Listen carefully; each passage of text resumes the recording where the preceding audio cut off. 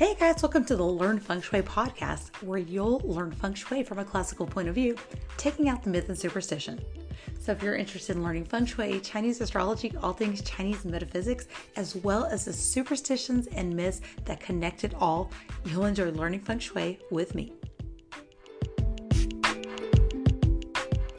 Hey guys, welcome to the Learn Feng Shui podcast. I'm Candice Burling, a certified Feng Shui practitioner and Red Ribbon professional with the International Feng Shui Guild. In this episode, I'm going to be recapping my experience at the recent Feng Shui Summit hosted by the International Feng Shui Guild. I'm going to be going over 3 different presentations I attended and sharing what each one was about, recapping it a little bit, what stood out to me, and how I'll personally be applying some of these takeaways to my real life, and how you can too. Plus, I'll be wrapping things up with a quick overview of my own talk from the summit and the core message that I hoped to share. Let's get into it.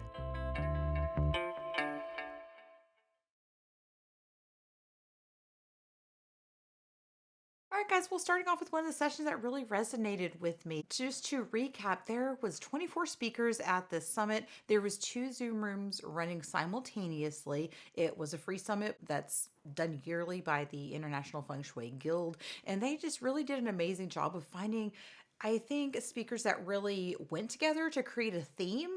And this year's theme was sacred spaces. It is free to attend, but you do have to pay for the recordings if you want to rewatch. I'm going to put a link in the show notes in case you would like to go through that. They also have past year summits available if you're interested, but I'm telling you, it's a really good resource for somebody who's wanting to learn more about Feng Shui, because there is something there for everybody from all schools of thought of Feng Shui. So just to put that out there real quick.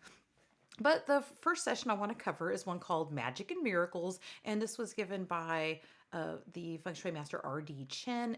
I'm going to also put links to each of these speakers' personal websites and whatnot, their information, into the show notes also, so you can find them if you want to go follow their work. All right, so the first one that really spoke to me was this Magic and Miracles one. It was all about using Feng Shui and Chinese metaphysics for healing. He shared how he had an unexpected illness that forced him to slow down, but through it, he was able to stay hopeful and remain positive and actively shift both his mindset and environment to support his recovery. And that really hit home with me, especially now I've been dealing with some health challenges lately. I've shared a little bit, but I haven't shared the extent of my health issues this year, because I mean, y'all don't really want to hear that, but I think to encourage you guys, I'm gonna share a little bit. In March, I came down with I have a autoimmune flare up that occurs every few years or so, but it's enough to like debilitate me and put me in bed. It's very, very painful, and it causes a swelling between like the fatty layer and the muscle layer of my legs. It's actually not super common. It could be caused by a number of things. Well, the first time it happened, I had some blood work done, and there was actually no cause for it. Occasionally, there's no known cause other than there's inflammation in your body. And so I kind of went on a little quest to like, okay, this is like the 4th or 5th time this has happened to me over the past like 10 years. And it's extremely, extremely painful. And again, very debilitating to the point where I can't walk. I mean, it's so painful. I went on a little bit of a quest. I was like, maybe I can find some answers, which led me to discovering some other things that may have been going on with me. I don't know if it's related yet to the autoimmune issue. I still have some other tests I got to run, but that led to me having a minor procedure done in April, right before this talk happened, then left me bedbound for another 2 weeks. And so I've just been on this recovery. Although there's been some painful things happening, it's not been fun, it's not been easy. I think that it's going to give me some answers I need to help me in the long term. Once you hit around 40 or so, you really have to look at what's going on with your health. You have to look at what's going on with your habits, your level of activity, your eating, just the things like that. Basically, Mr. Chen was diagnosed with something I believe called myopathy. It was just unexpected. He collapsed one day, was very sick. And so that was my first takeaway, I think. When you have no time to prepare for something, it really kind of leaves you feeling stressed out. And so before my procedure, I went in, it was a issue where it was like, okay, they're going to look and see, maybe take some sort of biopsy. Well, it ended up them telling me like, we absolutely have to remove this today. and send it off to a lab type of thing.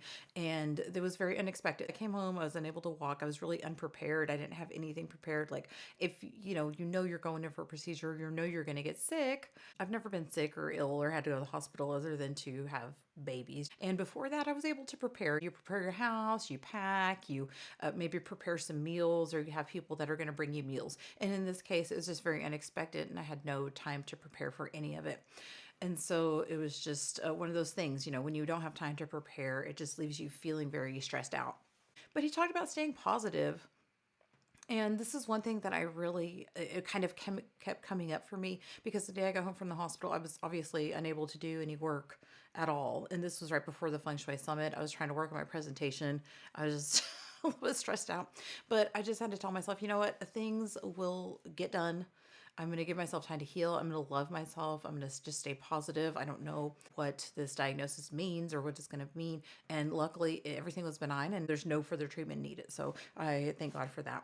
But just staying positive, and that just seemed to be a reoccurring thing. I was watching just some TikTok videos and stuff like that, and there was this man I follow, and he was talking about being diagnosed with cancer and how he didn't really change anything, but he just decided he was just going to stay positive and keep a good mindset, and that really just kind of stuck with me. And so when I heard Mr. R.D. Chin saying this, I just really thought it was something that resonated with me, and like, okay, yes, I've had to stay positive. I've had to just tell myself that it's okay to go slower.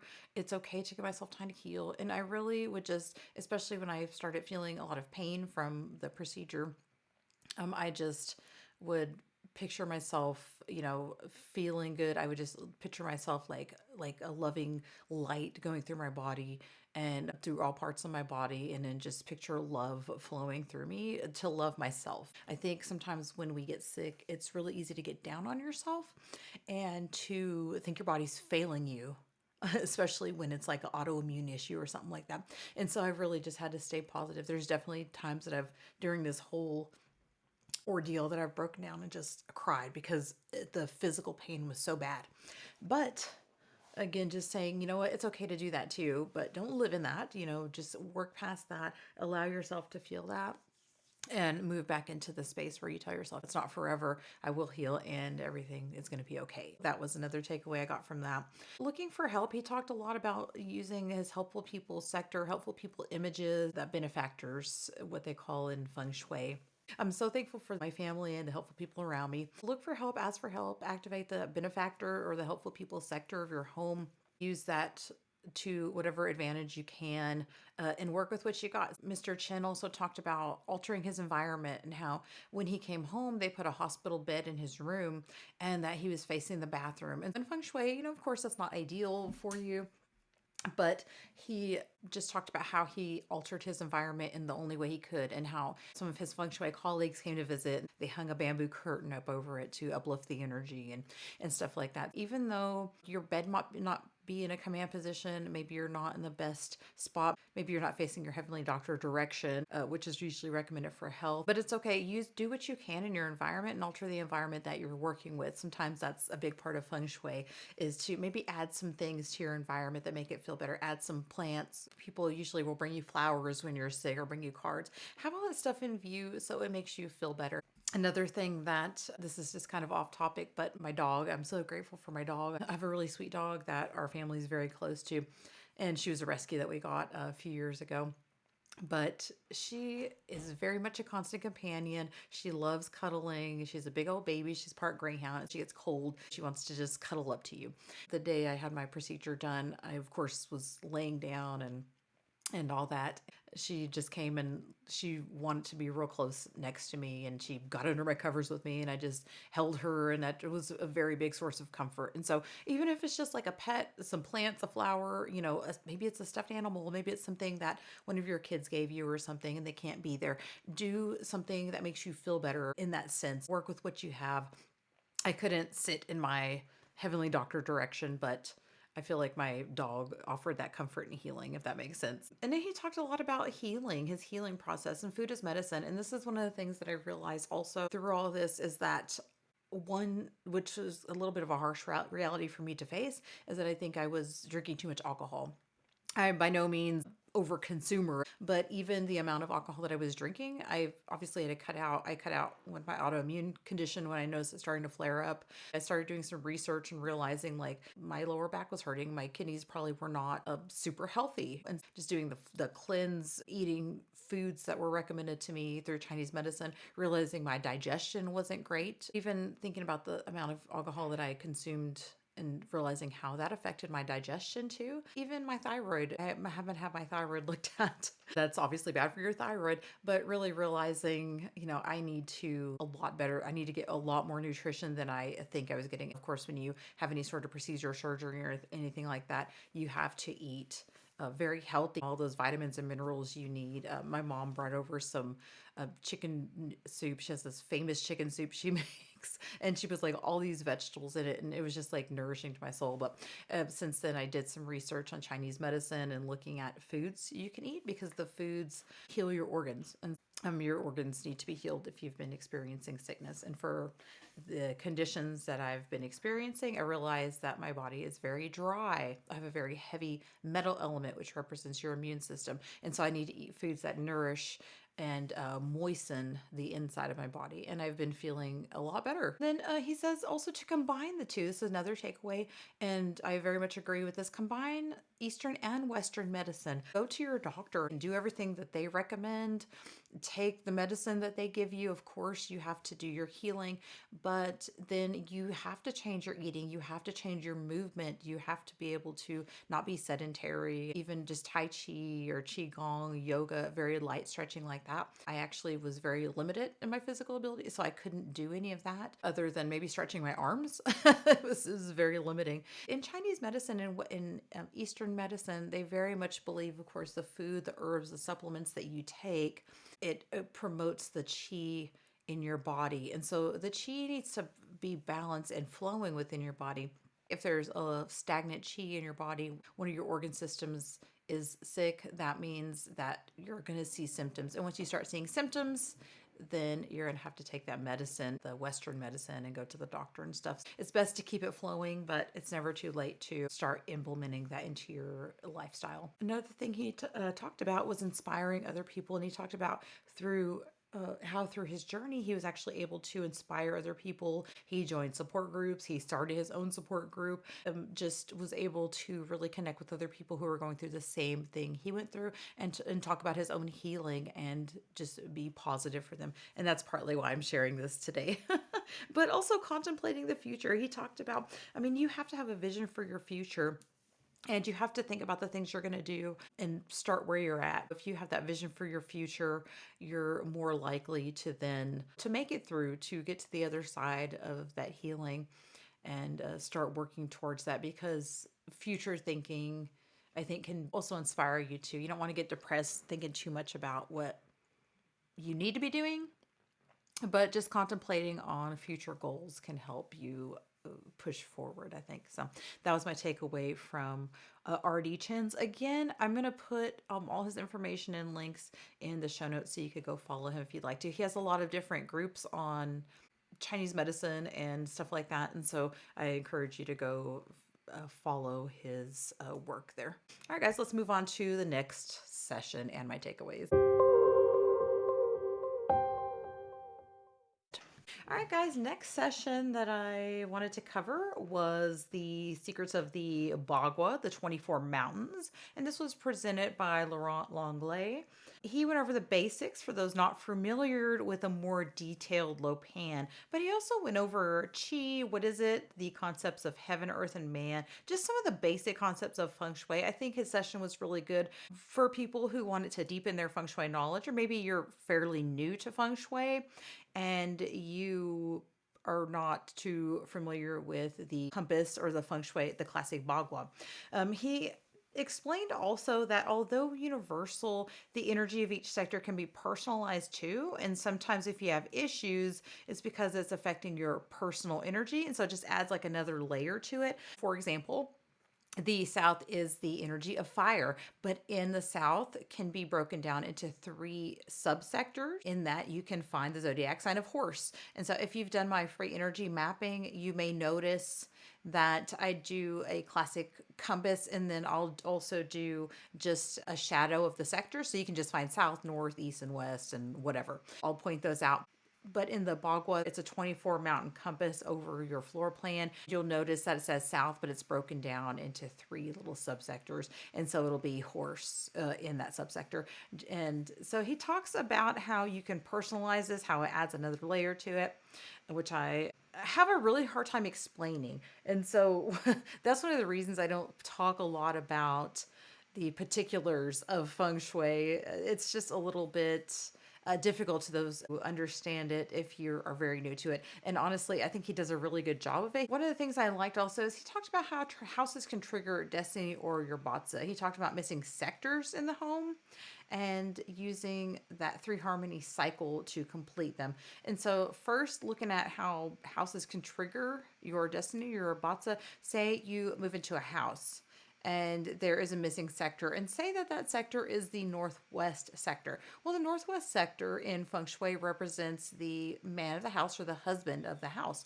And if that sector is missing, or if it's affected or afflicted in some kind of way, then it will affect the man of the house. And he also, though, addresses that it's not the house that makes it happen, but rather acts as more of a trigger for a destiny that's already going that way. Maybe your batsa or your natal chart has something in it where you lose your husband, or the husband has something in it where he's a wanderer and he wants to leave or ask for a divorce or whatever. And so, again, it's not necessarily just the feng shui to blame, but a combination of the feng shui, your natal energy. But also, he reminds us that that heaven, earth, and man, that is part of it too. We still have choices, free action, will, our karma, and that comes into play also. It's not just one thing. And I like how he addressed that too.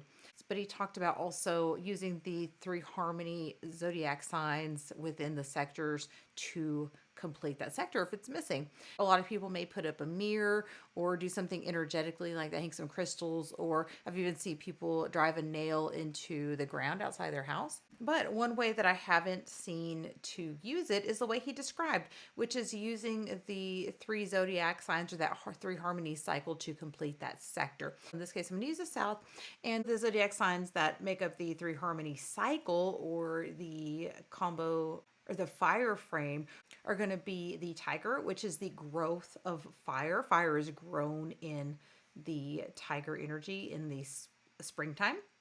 And then you have the peak, which is summer, and the zodiac sign of horse. That's called the peak of fire. And then you have the graveyard of fire, which is the dog. The dog is the season of fall, and the graveyard of the summer season. He talks about how you can activate like the tiger or the dog to complete that cycle. And one thing that I didn't get to ask him, and for my school of thought, my perspective, kind of moving over from the house, when you look at your four pillars of destiny or your batsa, your natal chart, and you have those four zodiac signs, the same thing, it's a three harmony cycle. There's certain zodiac signs that combine. But one thing that I've learned is you still have to qualify that energy. And sometimes there's a half combination. And so if you have the combination of like the horse and the dog, that forms that half combination of fire, or if you have the horse and the tiger, that forms a half combination. But if the peak of the season is missing, the horse in that natal chart, your chart does not form a combination. You have to wait for that zodiac sign to show up. And so I don't know if it's the same within the house. For my opinion, if that peak of the season is missing, if the south is actually missing, there might not be a way to implement the technique. That's just one of the things that I kind of thought about. So you have to have that peak to rely on that combination to fully form. So without it, you might not be able to fix that sector. Those are my takeaways. Again, it was a really good session. If you want to learn a little bit more about the 24 mountains, you can definitely follow him. I'll include that link in the show notes. I do include this in my energy mapping. If you wanted to, you could also send me your birthday, and I'll mark where those zodiac signs are within your home, because that is another way to enhance and add another layer. So I can do that for you too. All right, guys, let's move on to the next session, which is flying stars. The next session I wanted to cover was put on by Tanya Feng Shui. She looked at the 2025 flying stars. And I'm just going to say my Feng Shui mastermind group that I'm a part of. My teacher, Master Jensen Go, talks about how you should follow other Feng Shui practitioners. You should learn from other masters. You should learn some of their techniques. You need to learn not just from one person. And so I'm assuming you're probably learning from multiple people. If you like classical feng shui, Tanya Feng Shui is definitely one to follow. She's really amazing. She puts out a lot of content. I feel like our thoughts align really closely on the way feng shui is practiced, but she, of course, has different insights than I do. And I really love watching her videos, looking at her content. She does a lot of Chi-Min content. So if you're familiar with that, I find Chi-Min very difficult to talk about. And I also find sometimes flying stars difficult to talk about. And she did a really, really good job about talking about the flying stars for 2025. Again, I'll include her info in the show notes. Much like me, she does a monthly feng shui forecast, a monthly date selection, and stuff like that. I missed my date selection because I was sick, so I didn't do date selection this month. Anyhow, Tanya did the 2025 Flying Stars, and my takeaways from her were don't try to cure every sector, don't try to activate every sector. That's one thing that I think I failed to kind of relay to you guys as an audience. You don't have to activate everything. It's in my newsletter, but when I do the monthly energy update, sometimes I don't address that. You just look at the energy that you want to use for the year. You look at what your goals are, and then you use that sector, place yourself in there to receive the best energy. And so she just kind of reminded me that I need to remind you guys, you don't have to cure every sector either. And you don't have to worry about earth energies like the earth shaws, the three killings, and all that. Those aren't really things you have to worry too much about unless you are digging or renovating. And again, I have my no renovation sectors, but I forget to remind you guys about that, I think. She talked about using what you got. So work with what you have, just kind of like we talked about the RD Chin. And one of the things that I'm going to do to implement, and it kind of reminded me that I'm doing this, reconsider some of the areas I'm using in my home. It's really important to consider the year, but also implementing it with the season and the month separately. Sometimes you have to cure that stuff or activate it separately. Let's go over this step by step here. And some of the cures need to remain there for the entire year. So the Northeast, I talked about this, the sector that should already be cured. Last week I went over the Flying Sarge, which is the 2-5 in that area. You should already have a cure up and just leave it there for the whole year because the energy is there for the whole year. And then you really shouldn't have to do a whole lot of monthly adjustments unless it's something weird. Just keep it quiet. Don't spend a lot of time there. I usually play my PlayStation. It's my living room. I have a game I like to play on there. And so I moved that to my bedroom just for the month. I don't think I had to stay out there completely for the whole year, but I moved it into my bedroom so I could just like be more active and sit in there, and play and stuff. That'll keep me out of that 2-5 combination, especially since I've been sick. You don't want to sit in the 2 illness star. That's kind of how that works. I just moved that over. And for a seasonal change, an example of this is what I'm going to be doing is I usually also garden in that northeast sector of my home. I usually have a garden bed that I dig out, and I had plans this year, and I really put that to the side because I don't want to be digging over there. Again, digging can activate the area.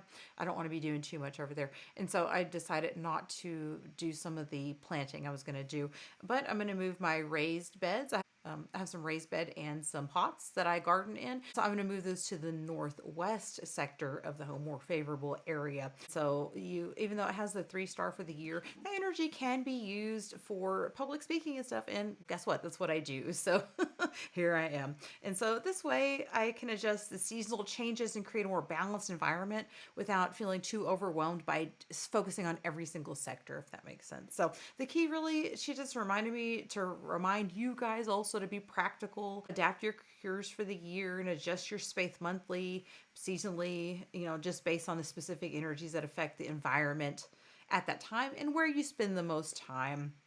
And so I just wanted to remind you guys of that. Sometimes I don't do a good job of explaining that you don't have to cure everything, you don't have to activate everything. Don't create fear, but just be smart about what you're doing within your home and the sectors that you're using. So I don't like to create fear also. Most of the time, the energies can kind of be negated, and you keep your own energy up. Keep positive, just like I talked about earlier with Artie Chin's talk. So just stay positive, keep a positive mindset, look at the positive areas of your home and activate those areas. You know, you want more work, you want to acquire more properties, like we talked about. That's, you use the Southwest. There's just very practical ways you can use the energy and just ignore some of the more negative energies that are there. Just kind of stay out of the area and keep it quiet. And that's all you really got to do. And again, I'll link her website in the show notes.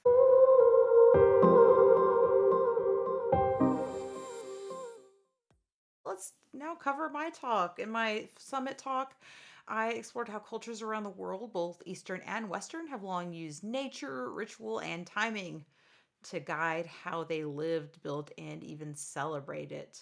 So what stood out most, I think, to me about, or what the message I was trying to convey, at least, is that even across different regions and beliefs, so many traditions share common threads.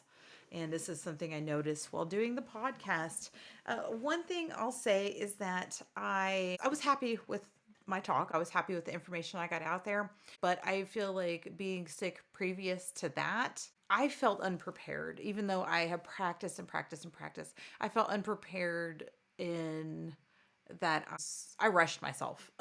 I was so nervous, I think, that I did rush a little bit. Talking to a large live audience is definitely different than even doing like a Facebook Live where I know there's only a couple people watching. So I was definitely nervous to talk on a bigger scale this time. And the one thing that I wish I would have done, I think, is push out some of my different links and plug the newsletter. And that, I feel like I kind of missed the opportunity there, but it's okay. I'll be ready next time. I just want to share that even though I feel like the talk went good, there's some things that I would have improved on. I'm thankful for the learning experience, but yeah, a little bit nervous there. Let's see, key takeaways here. I covered how each ancient society, not just the Eastern societies, but also Western societies, had their own way of orienting buildings and how they looked at things like the environment, mountains, water, even wind patterns, and used their own instruments of measurement to orient buildings. Timing, of course, the basis of like date selection, even just thinking about how we use that, lucky dates and stuff like that. But the ancients aligned with the seasons. They watched weather, they looked for different omens and choosing dates for important events. There are ways of syncing up with the rhythms of nature. And I did cover the use of like the Tong Shu and both the Farmer's Almanac. So I thought that was a cool combination. Each culture found ways to connect with the land through ceremony or symbolic practices. This varied from the way homes were placed to how rituals were used to kind of open a space and bless it and protect it.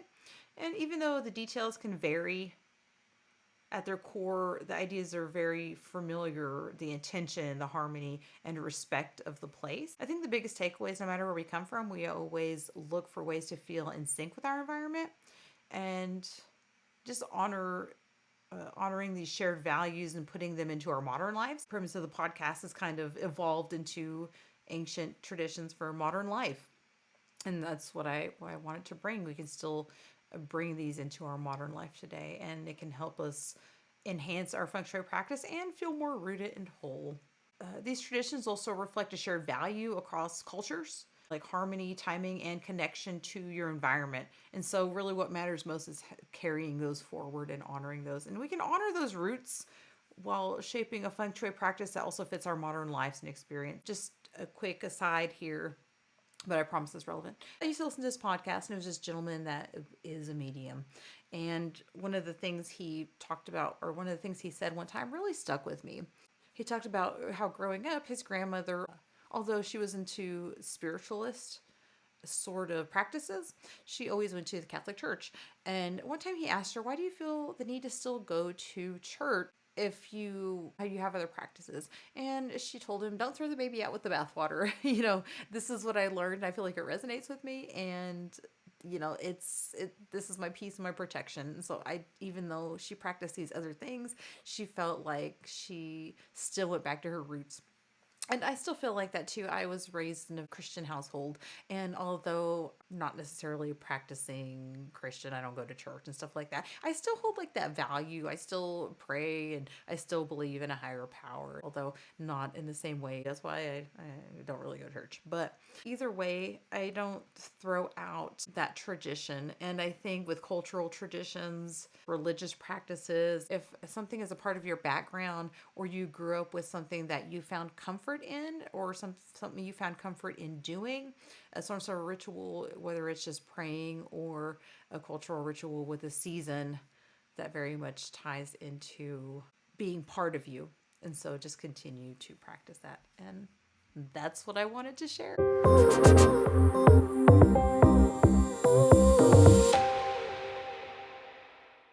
All right, guys. Well, I hope you enjoyed today's episode. I just thought it would be interesting to share with you some of my takeaways. Again, there are 24 speakers that presented at this year's summit. I mean, that's pretty much every year they do those simultaneous Zoom rooms with 12 speakers for 2 days. And it's just, man, it's a really big presentation that the guild puts on every year, and they put a lot of work into it. But man, there was topics from the Awakened Home with Amanda Sophia. There was this talk from Karen Rosh Carter, Feng Shui and Crystals from Alejandra Brady.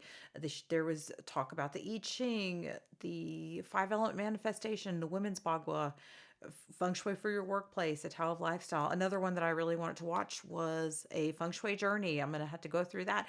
There is just so much Feng Shui for modern souls. There's just a big wealth of knowledge with these speakers. So I highly encourage you to go check that out. I'm going to put a link below. I believe there are 127 if you're a non Feng Shui Guild member, or $87 if you are a Feng Shui Guild member. You get those member perks there. Not a bad price. The one session that I did not get to finish watching and cover was one called Etheric Gateways, Portals to Otherworldly Dimensions from Christian Kiriakou.